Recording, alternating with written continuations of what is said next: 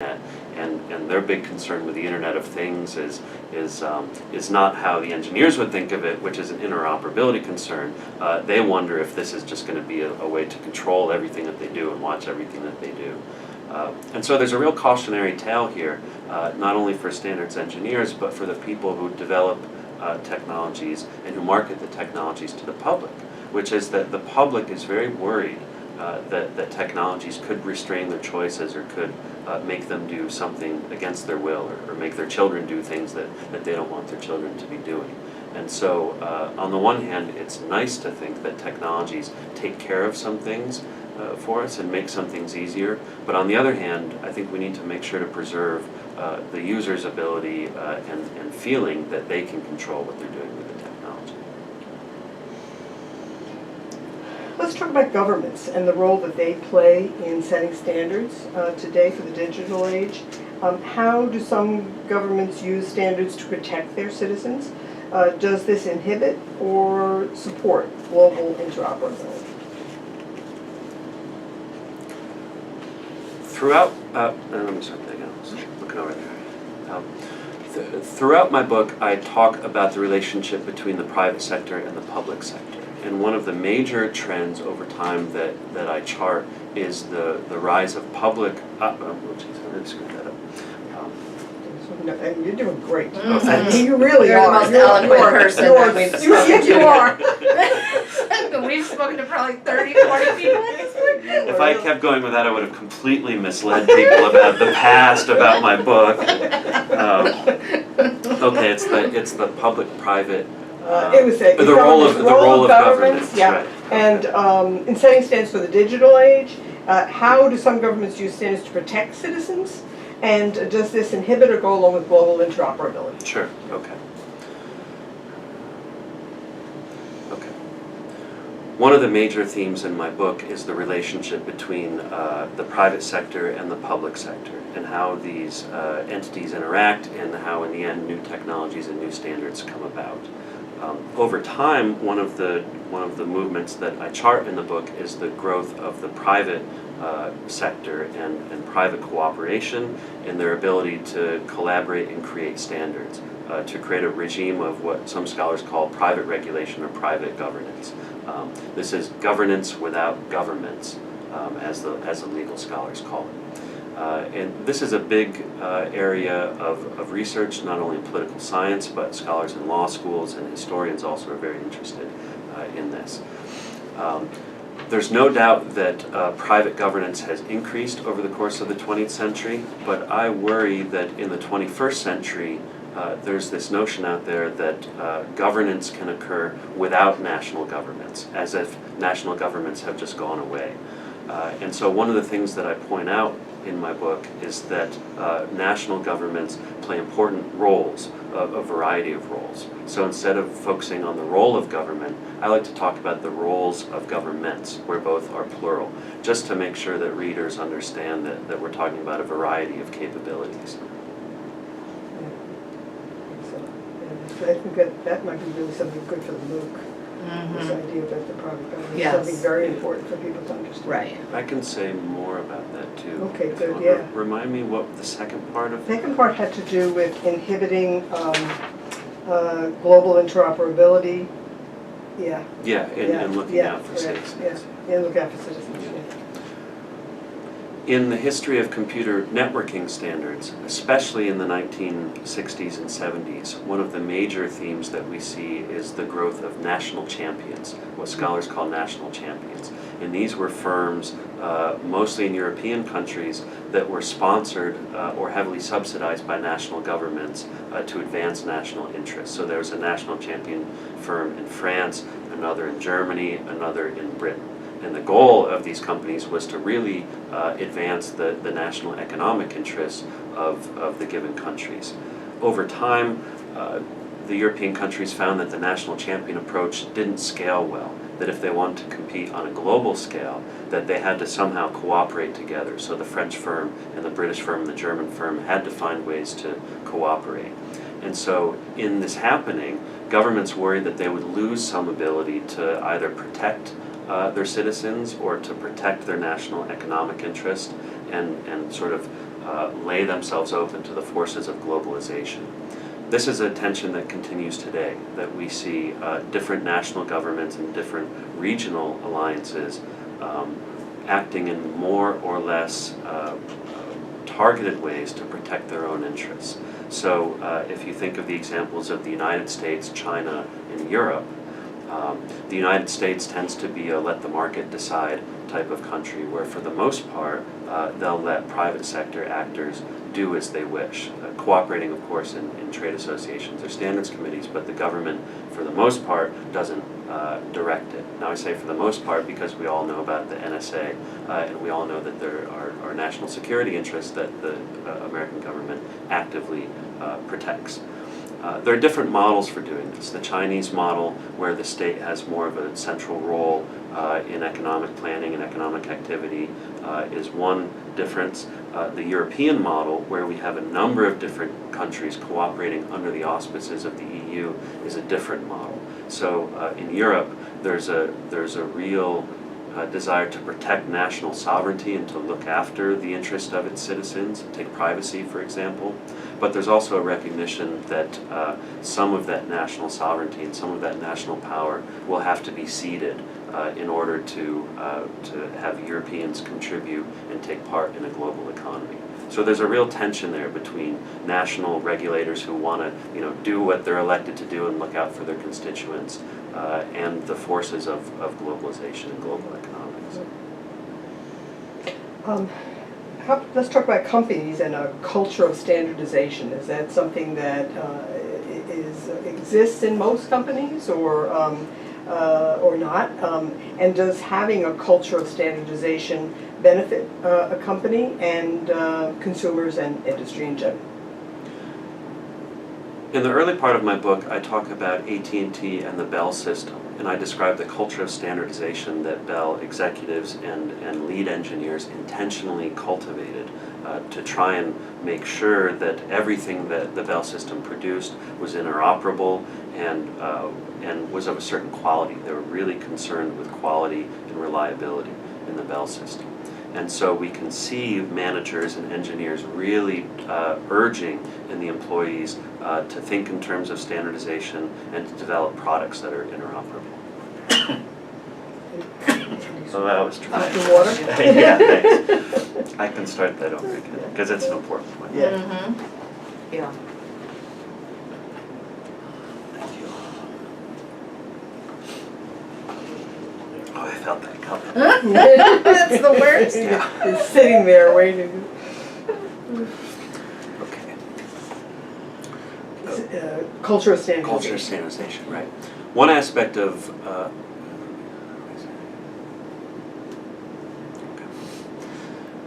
one important theme in my book is companies that develop a culture of standardization.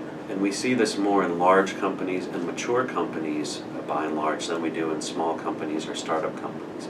And the touchstone for my discussion is AT&T. It's the Bell system, the monopoly Bell system, where starting is in the early 20th century, executives and managers tried to cultivate a culture of standardization within employees throughout the Bell system so that it would permeate from the research and development phase to the manufacturing phase to the installation and engineering phase, the billing aspects, all across the board.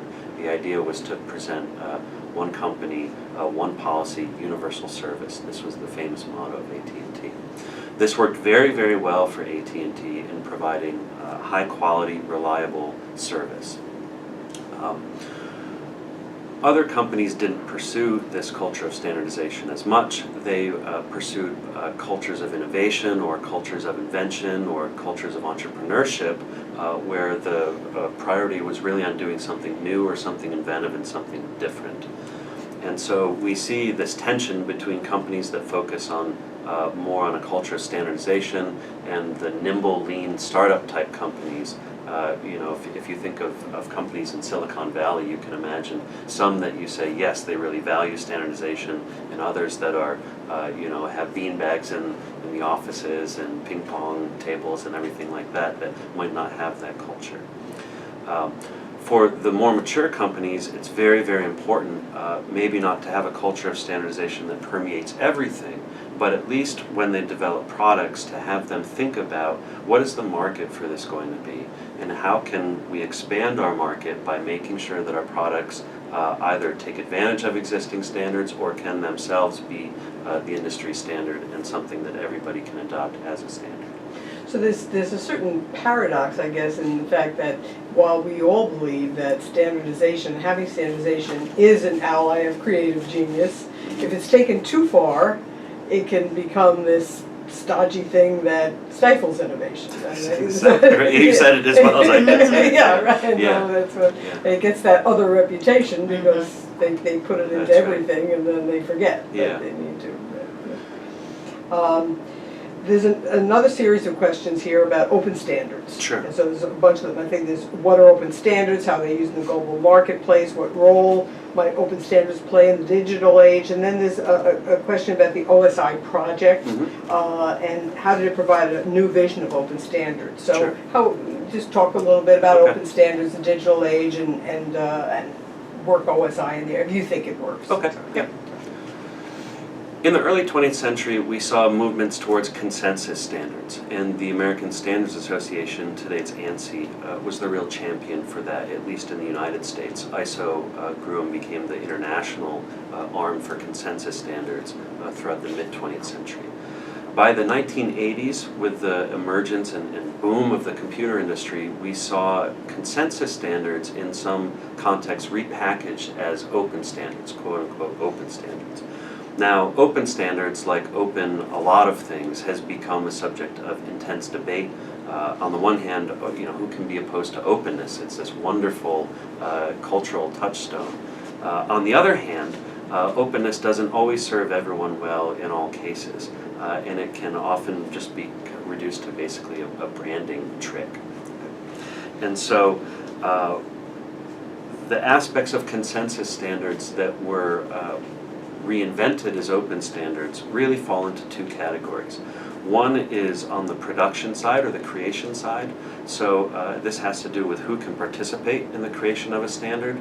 And the term openness is often used for a standard or a process where the public or anyone interested can contribute to that process. This is something invented, that process invented in the 1920s as the consensus process. Today we call it an open process. The other side of most definitions of openness and open standards have to do not with the creation of standards, but then with the use of standards or the adoption of standards. So are there conditions in the standard that prevent or somehow inhibit or restrict its adoption? So in some cases it's a price, in some cases it's a patent issue, in some cases it's just getting access to the standard itself.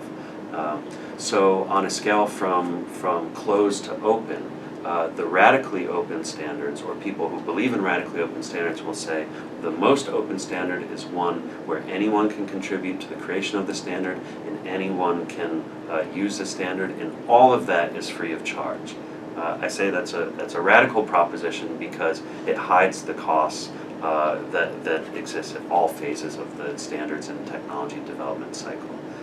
So the tension in the standards world today is between closed development, where it's proprietary or one company basically calls all the shots, that has problems, and radically open, where the big question I think for industry is what's the business model there. So with OSI, yeah. if you want. So the historical trajectory of open standards that I trace in my book comes not through the traditional route that we're used to hearing. We're used to hearing about open standards as something that comes from personal computers and the opening of interfaces with IBM PC. The route that I trace is through networking standards. And here the change happened in the late 1970s when computer networks, proprietary computer networks, were proliferating all over the world. Different companies were developing their own proprietary network architecture. One of the most prominent was IBM, which was the market leader, and it was its product that it was rolling out was called System Network Architecture, or SNA. Now, IBM was an American company, and so European governments and European manufacturers wanted to find a way to prevent the whole industry from falling to IBM.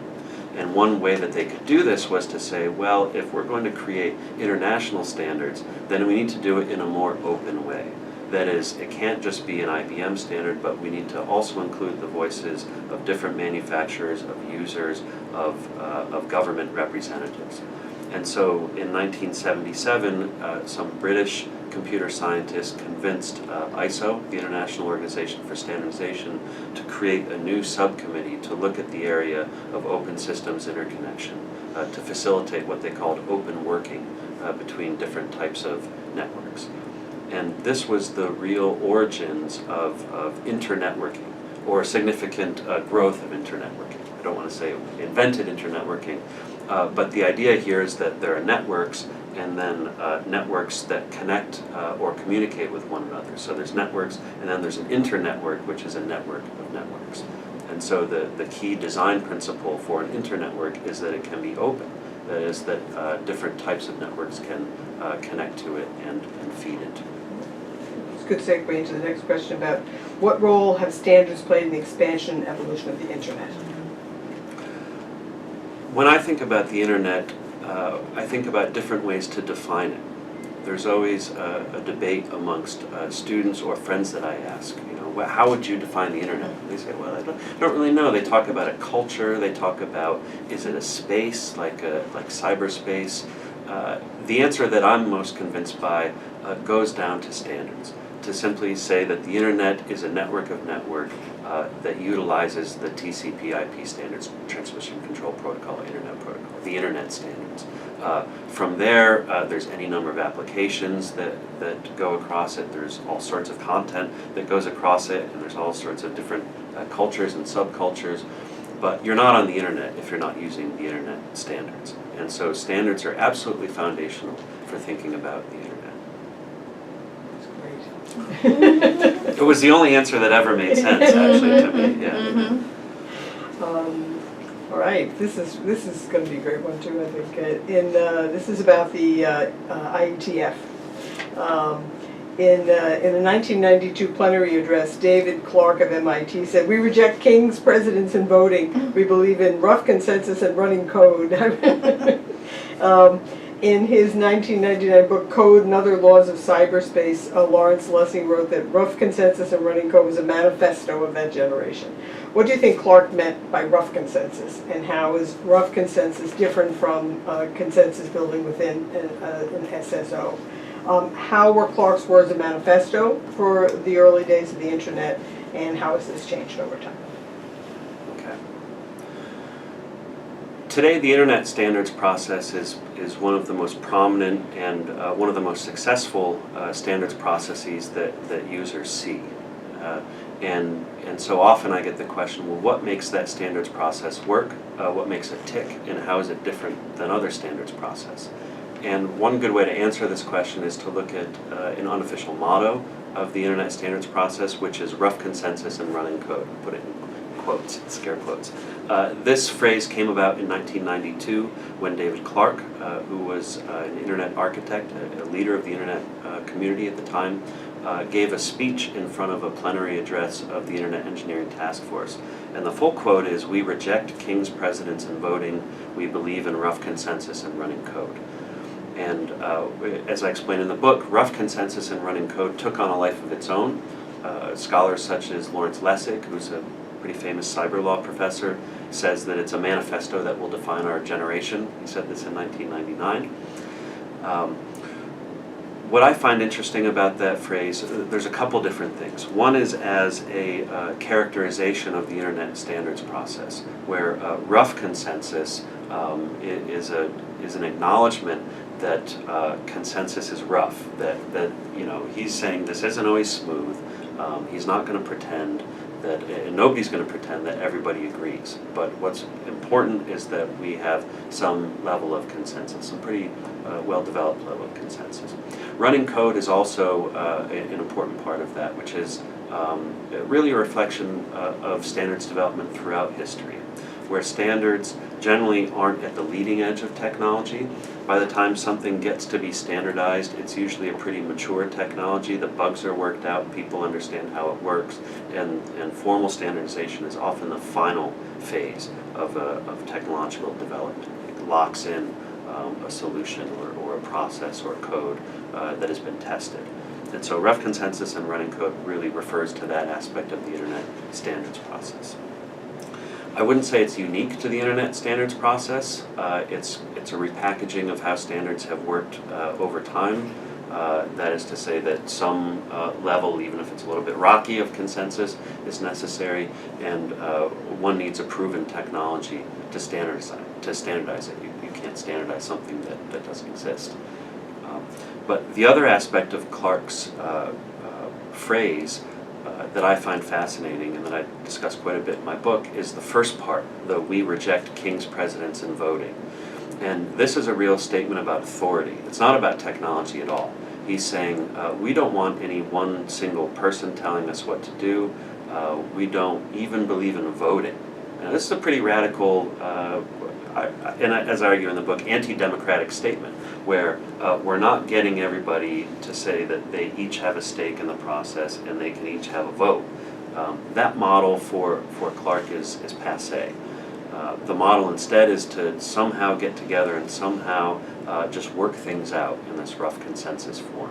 And so the quote's fascinating, and Lessig is right to point to it as a manifesto for our generation, because it's really his effort to say we're doing something different here with this internet standards process.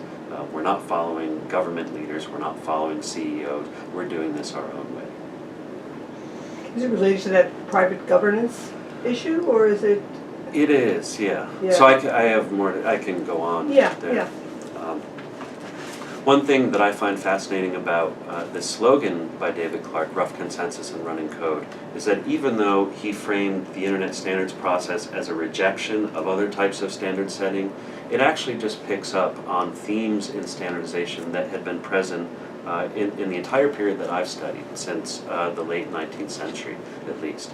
I'm not sure we could find, if we could go back in time and talk to standards engineers from the 1890s or 1920s or 1950s, I don't think we'd find anybody who would disagree that there needs to be some level of consensus or that they need technologies to work. So I would resist anyone who says this is somehow new or unique to the internet. I would point back to, and I do in my book, point back to earlier episodes in standard setting where rough consensus occurred at the boundaries of the private sector and government, and where public-private cooperation occurred, say in the 1920s, for safety standards or for other types of standards, electrical standards developed at that time. And so the internet isn't, in its standard process, in my view, isn't something new or brand new or exceptional in human history. It's just picking up on threads that have woven throughout the 20th century. Standard setting organizations often are studied in terms of their economic functions, you write, but they should also be considered in cultural and political terms. Can you elaborate on that statement from you? Sure.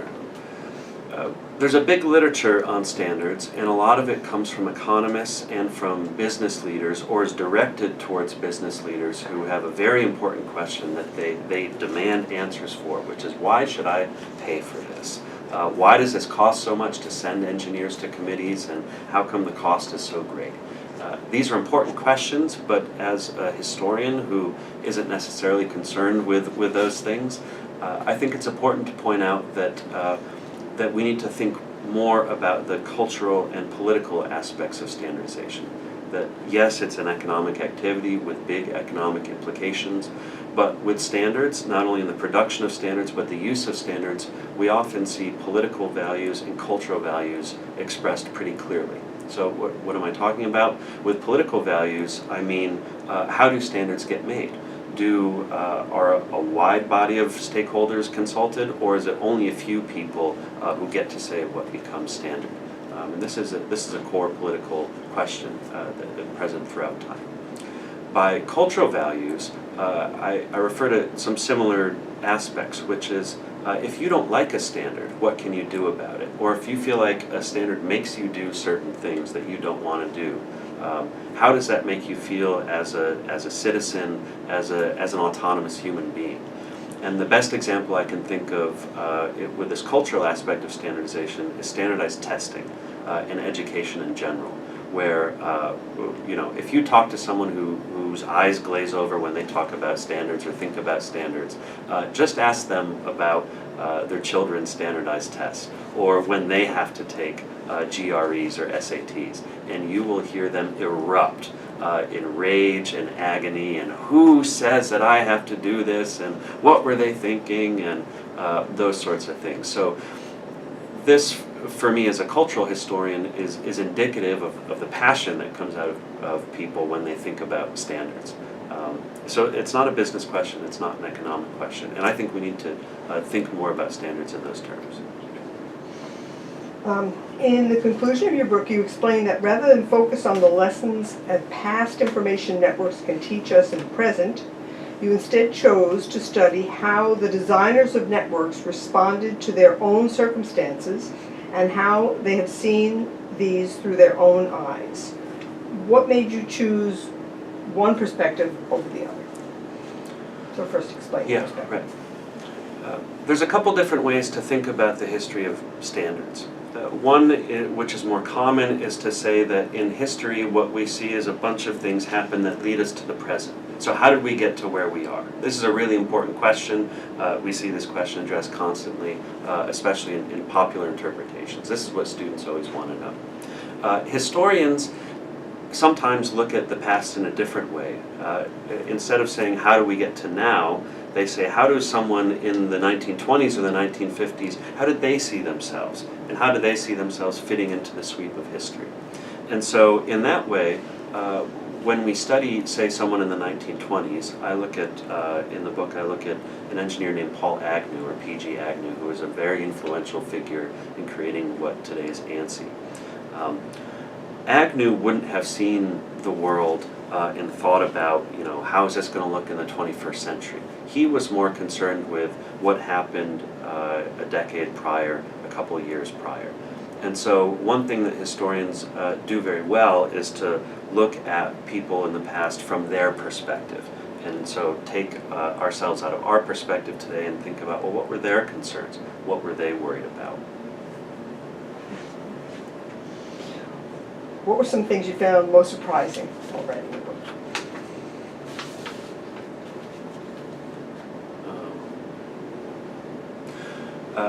A lot of times people ask me if I was surprised by anything in the history of standardization.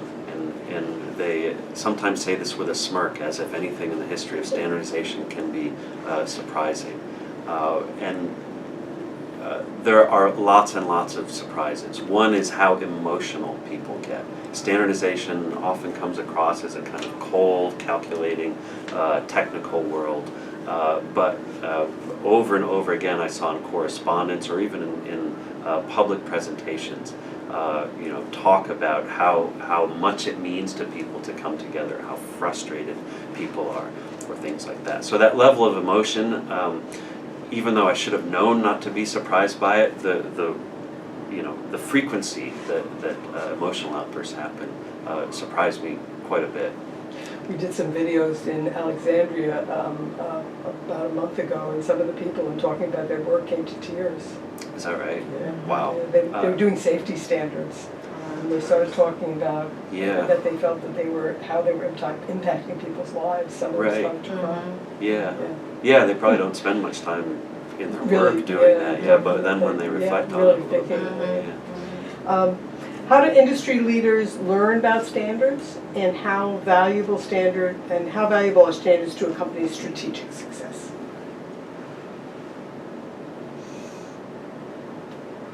How do they learn about standards? Yeah, right. I'm trying to think of how to phrase this. Industry leaders learn about standards in a variety of different ways. It's one of the many paradoxes or ironies of standards that there's no standard way to learn about standards. Some of them know about standards from their own careers as engineers. Some of them don't really think much about standards until they're forced to. And so there's a very uneven process through which engineers and industry leaders learn about standards. Sometimes it's just through personal experience, but sometimes they're trained in standards, either through the university education or through professional courses. But in all cases, once they get involved, it's usually trial by fire. And this is something that I've seen over and over and heard over and over again, which is I just kind of fell into it. Or I didn't know, and then I went to a meeting, or then we took part in this process, and now I understand. So there's an element of personal experience and learning by doing that for anyone who's successful in standards, this is present in every single case. Talk about the audience that you have in mind for your book, and what groups do you think would benefit from knowledge and insight in your book? When I wrote the book, I was thinking primarily of historians. And I was thinking more specifically of historians who are active in my fields of the history of technology, the history of computing, and the history of business. As a first book, and academics will understand this, it's very important to get your core constituency down and to make sure they see some value in what you're doing. However, I knew that other people would be interested in the book. Academics in a variety of fields, say those who work in the fields of communication or political science, even economics. And I also knew in writing recent history that people who take part in the standards process or people who I mentioned in the book would be very interested to see how they were represented in the book. And so it's a real burden for people, historians who write about the recent past, to know that the people they're writing about are going to read what's written. If I write something about George Washington, he's not going to know. But if I write something about David Clark or Vint Cerf or Louis Pouzin, it's likely that they're going to read it. And so the research process and the writing process is a little bit different, where in many of those cases I would seek out people to interview them or correspond with them by email just to get their perspective on what happened. I wouldn't necessarily run the final finished product by them. That's my interpretation, and I didn't want them to intervene too much in that. But I really valued their input and went to great lengths in some cases to solicit their input and to document it and make transcripts of interviews available so that future researchers could see the world from their shoes. But there's also a big market, in a way, of people who work in the standards world and are interested in standards, but maybe aren't so interested in history. And so I wanted to make some effort to reach them and to write something that was at least a little bit readable. It's not exactly a Pulp Fiction novel, I understand that, but standards can get pretty dry. And so one of the big challenges in writing this book was to make the material come to life a little bit more and to emphasize some of the human stories there, not just the technical stories. And you do that for students all the time, right? Yes, yes. The last question is, how do students learn about the technical, cultural, and political context of standards? They take your course, but They can, yeah. But how else can students learn all these different aspects of standards? One thing that we're doing here at Stevens is trying to introduce more students